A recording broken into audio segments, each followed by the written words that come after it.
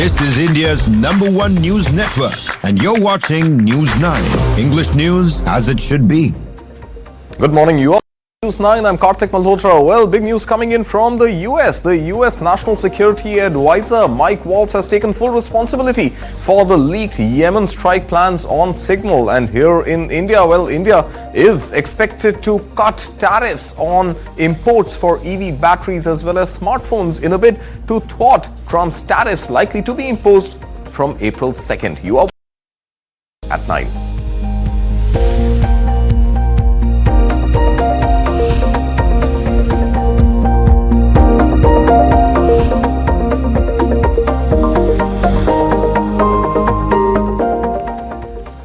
This is Morning Brief at 9. First up, let's look at the headlines making news this Wednesday morning.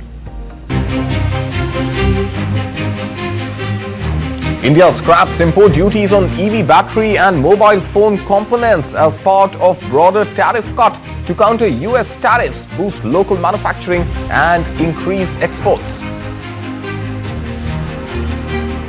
And India's consideration of slashing tariffs on $23 billion worth of US imports are in a bid to safeguard $66 billion worth of exports to the US. All this coming in the wake of Donald Trump's April 2nd reciprocal tariff threat. India's new income tax bill set for monsoon session debate proposes digital record inclusion, tax officers' access to online accounts and expanded search powers over virtual assets. Finance Minister Nirmala Sitharaman says over 30,000 taxpayers have disclosed 30,300 crore rupees worth of foreign assets. All this as part of the government's nudge campaign.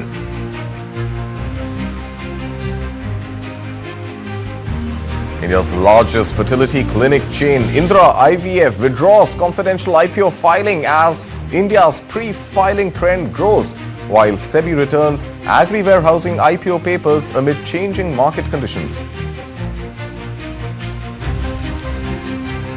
India loses 3% of its GDP to road accidents, says Union Minister NITIN GADKARI, highlighting 1.9 lakh deaths per year, flaws in project reports, and announces new initiatives for rescuers.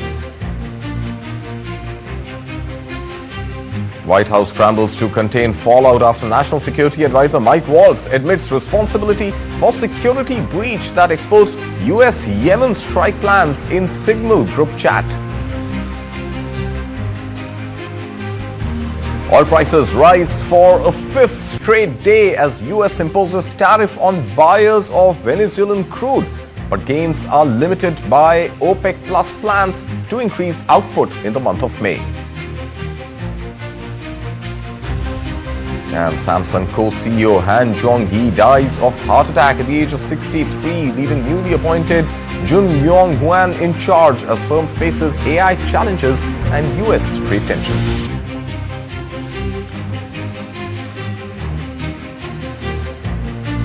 Let's start with the big story that we are tracking for you this morning. The government yesterday said there would be no import duties on several goods used to manufacture electric vehicle batteries and mobile phones amid broader tariff cuts to help local producers withstand the potential impact of reciprocal US tariffs. Finance Minister Nirmala Sitharaman said in Parliament that India aims to boost domestic production as well as enhance export competitiveness by reducing duties on raw materials. The centre will exempt from import duty as many as 35 items used to make electric vehicle batteries and another 28 items used in mobile phone manufacturing. The government has been preparing to mitigate the impact of US President Donald Trump's reciprocal tariffs set to take effect from April 2nd. India and the US reportedly engaged in talks to resolve tariff issues and come up with a bilateral pact. Just last week, an Indian parliamentary committee recommended that the government cut tariffs on the import of raw materials to support local manufacturers. And staying with the tariff story and the tariff threat from the US, well, senior officials of India and the US will begin three-day talks on the proposed bilateral trade agreement in New Delhi starting today. This comes amid threats of reciprocal tariffs from the Trump administration. Well, to formally start the negotiations on the pact, Assistant US Trade Representative for South and Central Asia, Brendan Lynch, along with his team of officials, is here in India. Lynch will hold discussions with Additional Secretary, Department of Commerce, Rajesh Agarwal. The two sides will finalize the contours, schedule of negotiations and terms of reference of the agreement during their deliberations here in New Delhi. The agreement would be finalized in two phases, and the first phase is expected to focus on issues pertaining to goods trade. India and the US are targeting to conclude the first phase or tranche of the agreement by October this year. Normally, in such trade pacts, two countries either significantly reduce or eliminate import duties on maximum number of such as 90 to 95% of the crudes traded between the two sides. Besides, they ease norms to promote trade in services and boost investments. Well, India has concluded such pacts with countries including UAE, Australia and the European Free Trade Association bloc. While the US has demanded greater market access in sectors like certain industrial goods, including auto, wines and agriculture, India, as part of its negotiation, may look at duty cuts for labor-intensive sectors like textiles. The visit of the US team comes against the backdrop of President Donald Trump's plan to impose reciprocal tariffs on countries including India starting April 2nd. He has on multiple forums stated that India imposes high tariffs on US goods. Meanwhile, Commerce and Industry Minister Piyush Goyal held talks with US Trade Representative Jamieson Greer and US Commerce Secretary Howard Lutnick during his three-day visit to Washington earlier this month. A Reuters report says India is open to cutting tariffs on half of its US imports, and this is worth $23 billion worth of imports to protect India's goods exported to the US from Trump's April 2nd reciprocal tariff imposition. New Delhi estimates that such reciprocal tariffs could hit 87% of India's total exports to the US, which is worth $66 billion. Well, remember, during Prime Minister Narendra Modi's US visit in February this year, the two nations agreed to start talks towards clinching an early trade deal and resolving their standoff on tariffs. And back to some domestic news making headlines coming from the Parliament yesterday. Well, with the new income tax bill, will it pass? And more importantly, will it give income tax officers the right to break into your emails, your social media and your digital accounts? Well, that's something we would now know only in the monsoon session of Parliament. India's new income tax bill will be taken up for discussion in the monsoon session of Parliament. Finance Minister Nirmala Sitharaman told this in Parliament yesterday. Replying to the discussions on the Finance Bill 2025 in the Lok Sabha, the Finance Minister said the new income tax bill, which was introduced in the House on February 13th, is currently being vetted by the Select Committee. The Select Committee has been mandated to submit its report by the first day of the next session of Parliament. Sitharaman said that the digital record will also be taken into account for the assessment once the new income tax bill is passed. Remember, the 1961 Income Tax Act permits the examination of books of account, physically kept or even manual record which shows income and expenditure. Well, since the 1961 Act does not mention the digital, most often it becomes contentious and people go to the court and seek protection from not sharing their passcodes.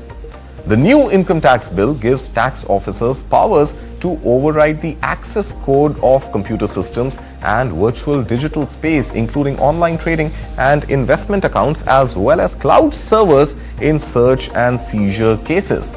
Now, as per the new income tax bill, virtual digital space encompasses any digital realm that allows users to interact, communicate and perform activities using computer systems, computer networks and communication devices, and includes email servers, social media accounts, online investment accounts, trading accounts, banking accounts and whatnot. Any website used for storing details of ownership of any asset, and this includes remote server or cloud servers and digital application platforms as well.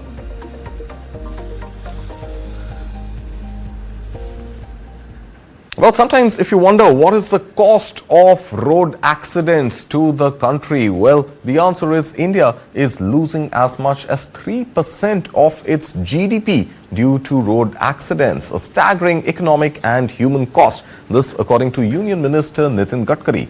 Well, speaking at American Chamber of Commerce and Industry in India's event on US-India Road Safety Partnership in New Delhi, Gadkari highlighted the severity of the issue, related that the country sees nearly 5 lakh road accidents annually, resulting in almost 1.9 lakh deaths. Many among these people are aged between 18 to 45 years. Well, Gadkari also raised concerns about 10,000 deaths involving children below 18 years of age. He called road accidents a major public health crisis, stressing that poor detailed project report or DPRs by consultants are a key reason behind unsafe roads.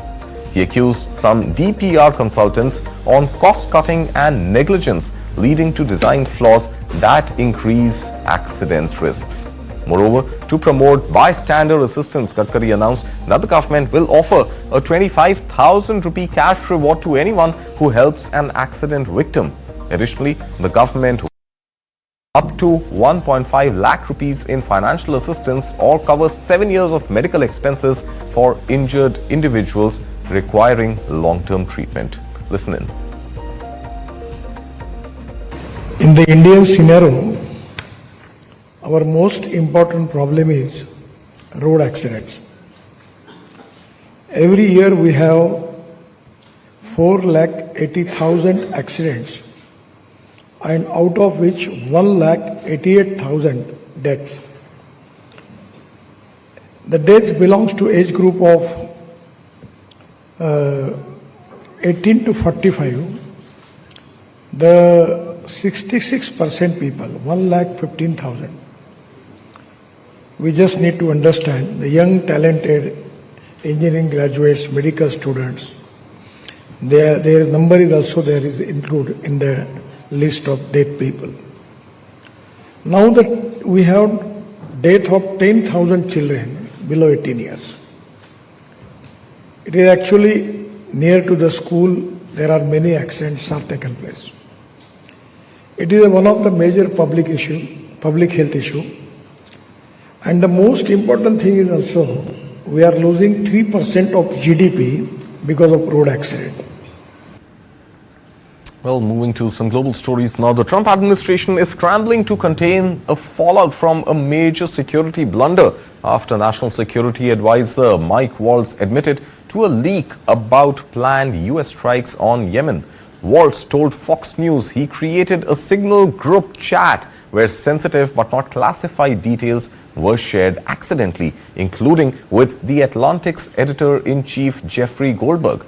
The revelation has sparked outrage in Washington, with lawmakers across party lines, including Senate Majority Leader John Thune, demanding an investigation. Some are even calling for resignations over what they call a reckless security breach. Take a look. You know, again, this pattern of an amazing cavalier attitude towards classified information is reckless, sloppy, and silly. U.S. Senator Mark Warner and his fellow Democrats slammed President Donald Trump's National Intelligence Director Tulsi Gabbard and his CIA Director John Ratcliffe on Tuesday, after a journalist from The Atlantic was inadvertently included in a secret group chat where highly sensitive war plans were disclosed. Senator, I'll reiterate that there was no classified material that was shared. Gabbard and Ratcliffe, both of whom were in the chat, testified before the Senate Intelligence Committee that no classified material was shared on the Signal messaging app. But Democrats on the panel, including Senator Michael Bennet, voiced skepticism about that claim.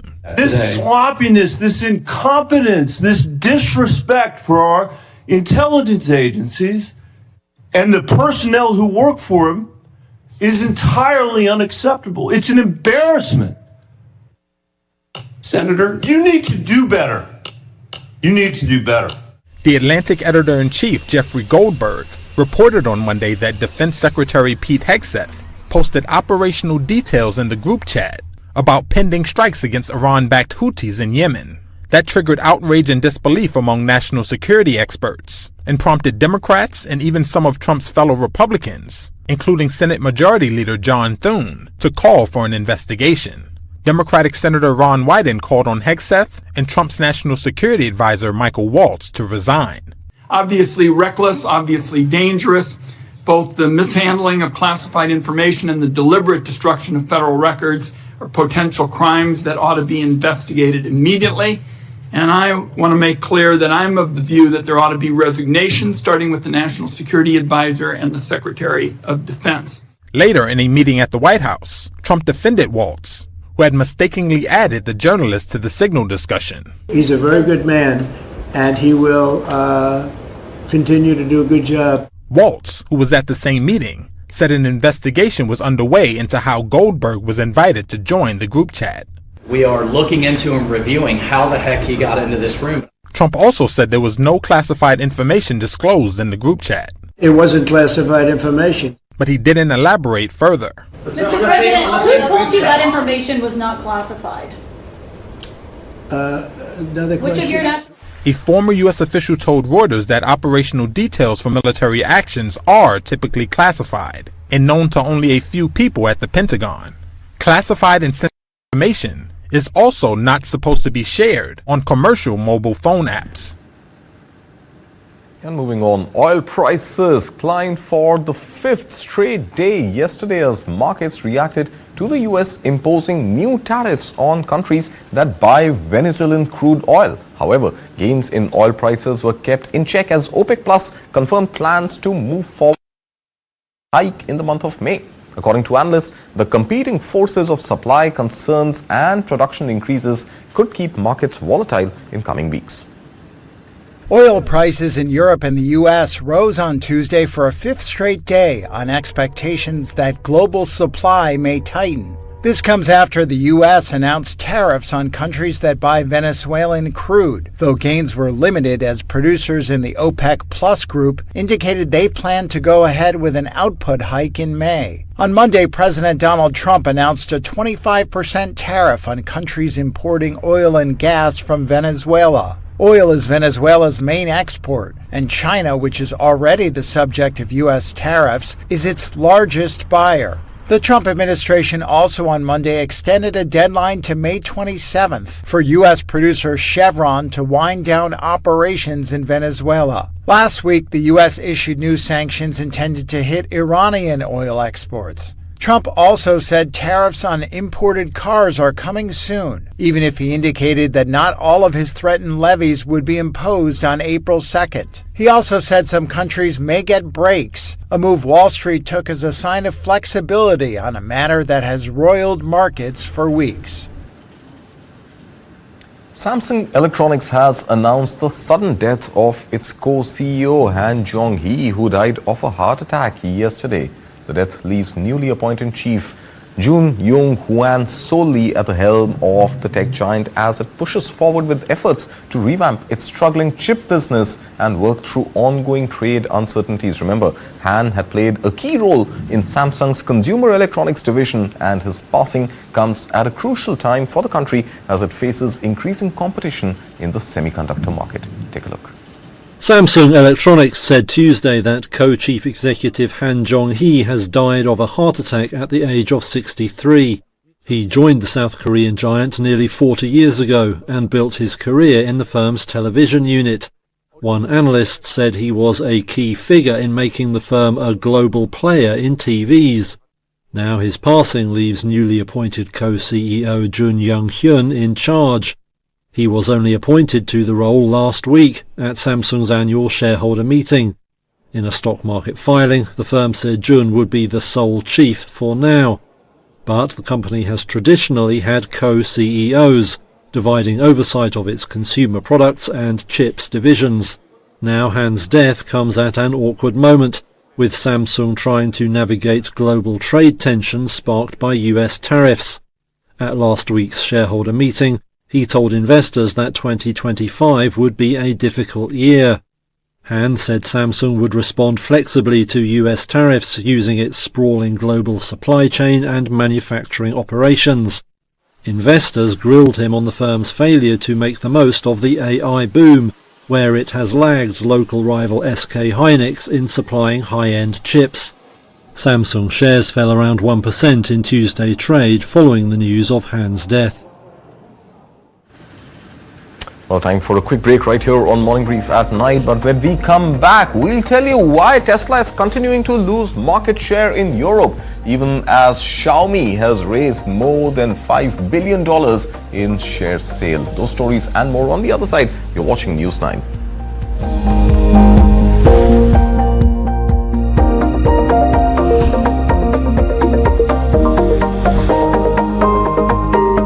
You work too hard. Work smart like me. Why? Won a lottery, is it? You can say so. I'm investing in a great scheme in the share market. High returns guaranteed. Your high returns aren't Karan Arjun for them to definitely come to you. Meaning? Dad, there's risk involved in the share market. Nobody can promise guaranteed high returns. It's illegal to do so. Really? Yeah. सोच कर, समझ कर, invest कर.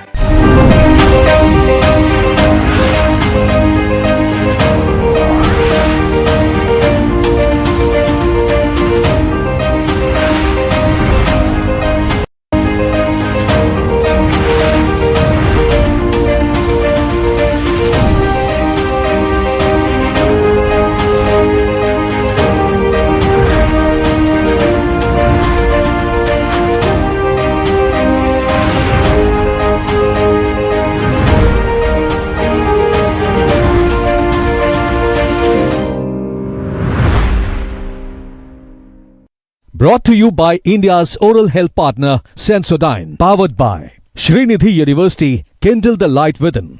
Special partner HP Lubricants, power to perform. It's the spirit of excellence. प्रभु जी मिठाई हो या नमकीन, बस मौका चाहिए जी. Tata Intra Gold Pickups success का मंत्र. State partner Uttarakhand Government. 2.5 lakh strong legacy and counting. Join the big league with the XUV 700 with celebratory offers up to rupees 75,000. What does it take to be the greatest in the world? There is one thing which truly sets you apart. Your inner strength. Sudiri TNT Reebok, true inner strength. Every brand tells a story. And they are the storytellers. The Sutradhars. They present a brand with band, baja and barat to you. They are the Brandwalas.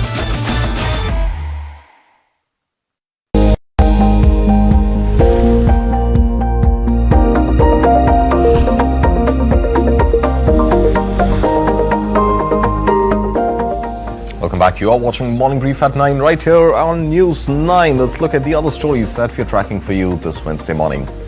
iPhone maker Apple is likely to escape an EU fine and regulatory action over its iPhone browser options. According to sources of the Reuters, the tech giant has made key changes to comply with landmark European rules designed to rein in big tech. Remember, the EU had been scrutinizing Apple's practices under its new Digital Markets Act, which aims to promote fair competition.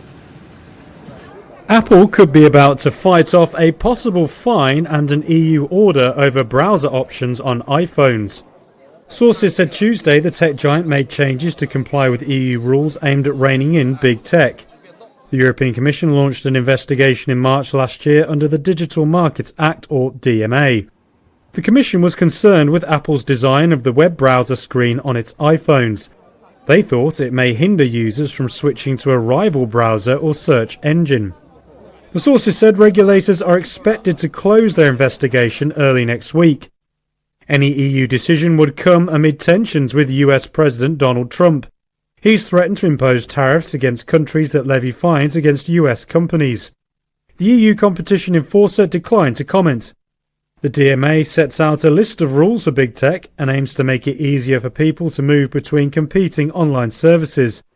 And it also tries to open up space for smaller rivals to compete. companies risk fines of as much as 10% of their global annual sales for DMA breaches. Staying with US businesses in Europe, well, Elon Musk's Tesla's market share in Europe took another hit in February, marking a year-on-year decline for the second straight month. New data released yesterday showed that while overall EV registrations in Europe continue to rise, Tesla's shares and sales fell, showing a growing competition in the region. Tesla's market share in Europe continued to shrink year on year in February. That's what market data showed on Tuesday. It means sales of the all-electric car maker dropped for a second consecutive month, and that was despite rising overall EV registrations on the continent. The European Automobile Manufacturers Association showed Elon Musk's battery electric brand has sold just under 43% fewer cars in Europe so far this year. Tesla held 1.8% of the total market in February, down from 2.8% last year. It sold fewer than 17,000 cars in the EU, Britain and European Free Trade Association countries compared to 28,000 in the same month last year. Tesla currently faces a number of challenges in Europe. The EV maker has a smaller, ageing lineup, while traditional automaker rivals and new Chinese entrants launch often cheaper electric models. CEO Musk has also caused controversy by courting far-right parties in Europe, which has hit Tesla sales. Overall, the data showed battery electric sales in the same markets were up more than a quarter against February last year, even as total car sales fell 3.1%. Volkswagen and Renault sales were up, but Stellantis had a tough time as they dropped 16%. And sales of China's SAIC motor rose by 26% despite the impact of EU tariffs on Chinese-made EVs. And staying with electric vehicles, well, China's Xiaomi has raised $5.5 billion in the larger share sale. It pushes ahead with its ambitious electric vehicle manufacturing plans. Take a look. Xiaomi has raised $5.5 billion in a share sale. The Chinese firm made the announcement Tuesday. The world's third largest smartphone maker is pushing forward with ambitious plans for electric vehicles. Xiaomi said the money raised would be used to fund the acceleration of its business expansion and technology development. The firm's share price has surged by nearly 150% over the past 6 months. Investors have grown more excited by its EV manufacturing plans. Xiaomi began manufacturing EVs last year with the launch of the SU7 sedan. It has sold smartphones, household appliances and smart gadgets for most of its 15-year history. It reported an almost 50% jump in fourth quarter revenue last week. The company also raised its target EV deliveries this year to 350,000 and reported $4.4 billion in revenue for its EV business last year. Xiaomi shares were down 5.3% in Hong Kong on Tuesday, with the wider Hang Seng Index off just over 2%. Well, we leave you with that right here on this edition of Morning Brief at 9. I'll see you again tomorrow morning. But remember, news and updates continue right here on News 9, so don't go anywhere. Thank you very much for watching.